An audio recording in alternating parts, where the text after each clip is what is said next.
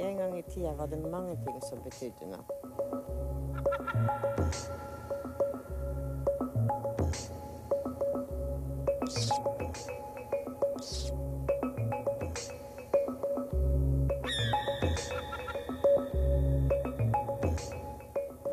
Jeg er født og oppvokst her i byen, og det er vel eneste grunn til at jeg er her.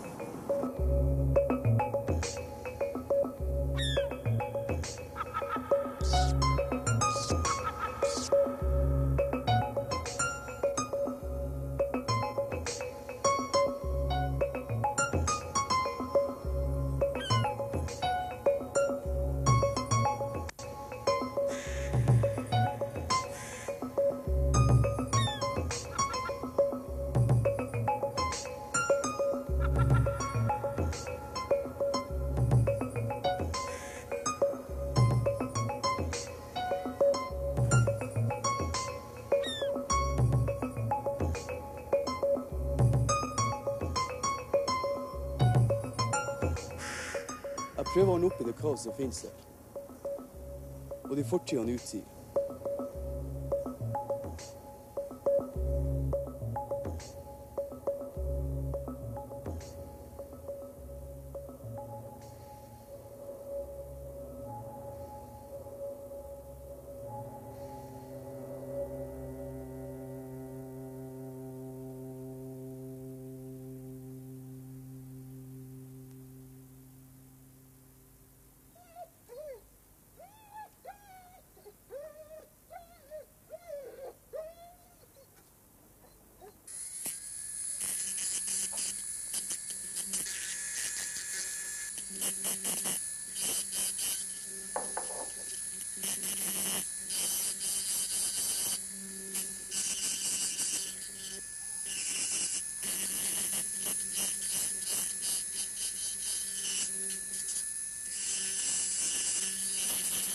Mamma.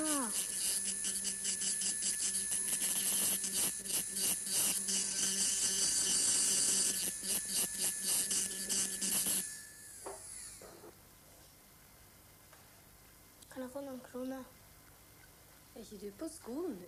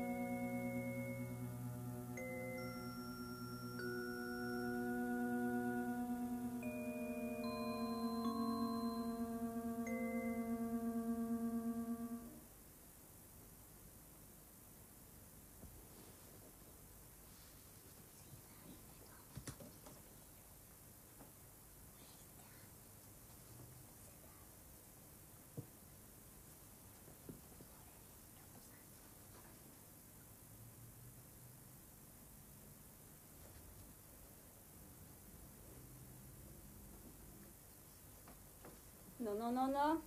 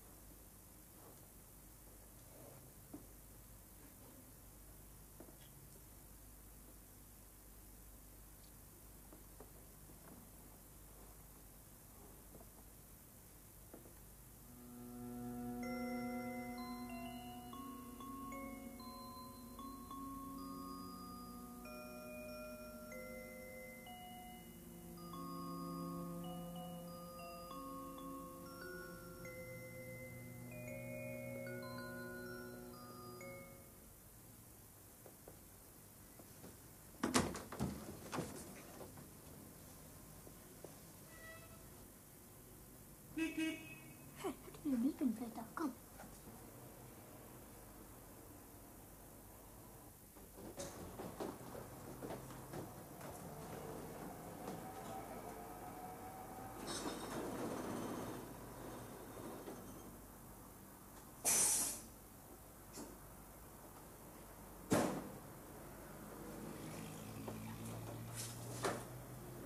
Vi tar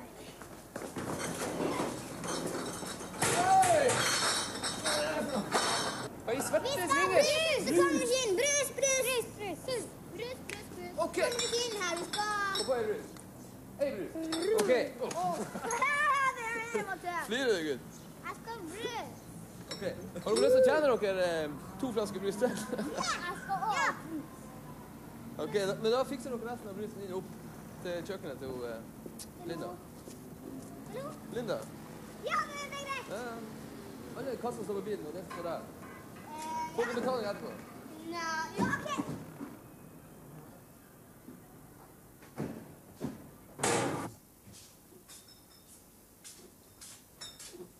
Tror du at de får kvinnflasken deres?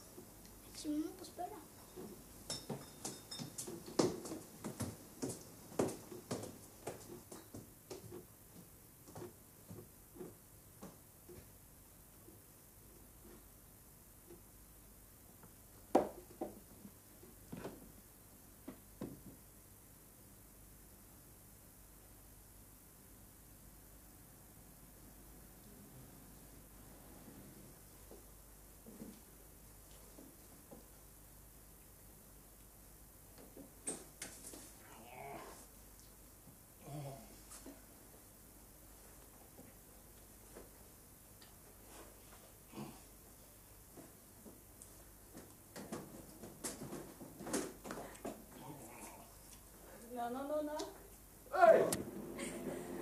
Jeg er født og oppvokst her i byen.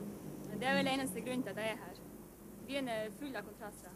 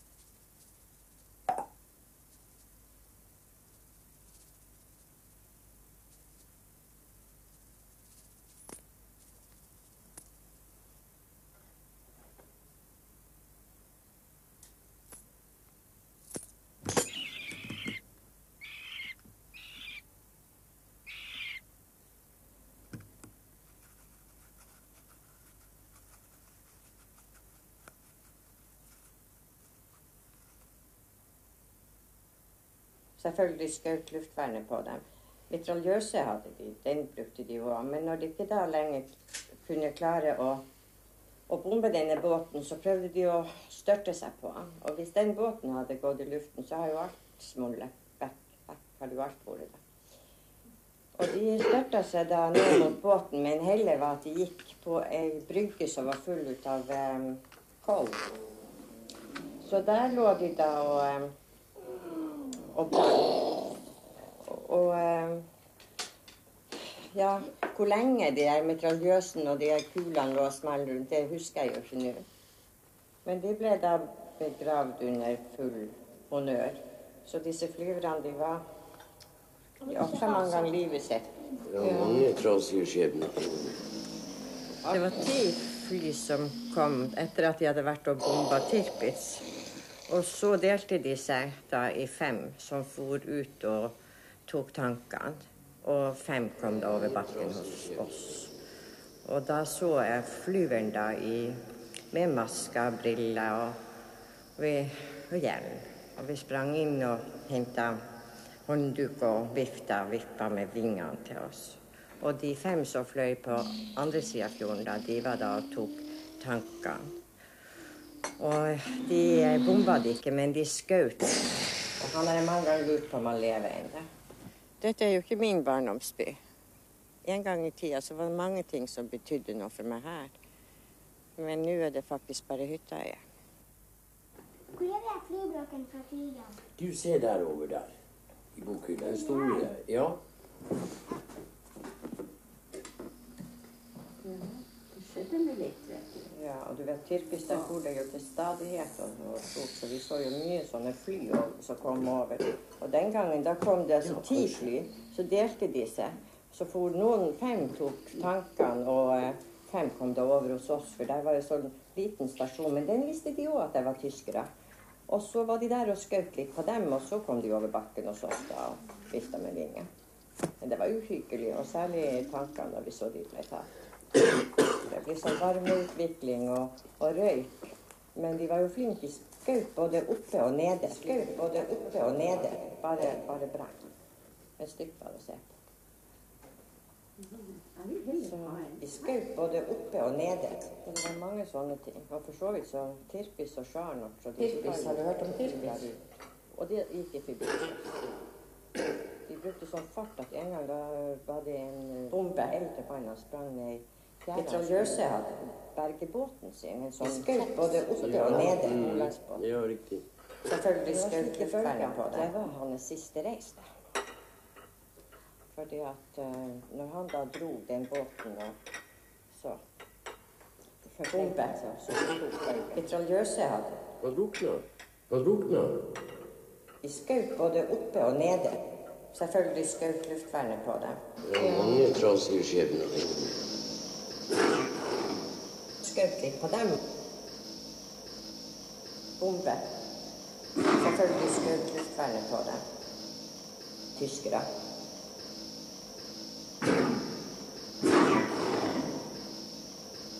De skjøt både oppe og skjøt litt på dem.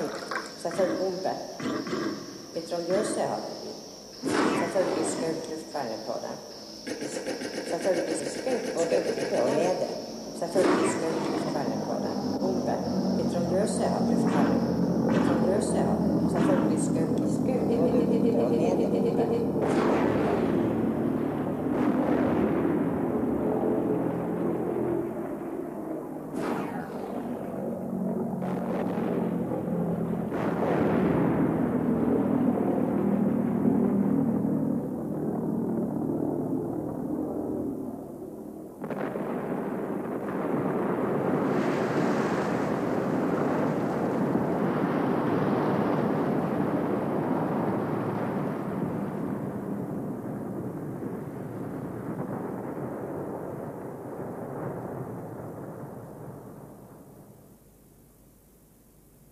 Hva er det du gjør?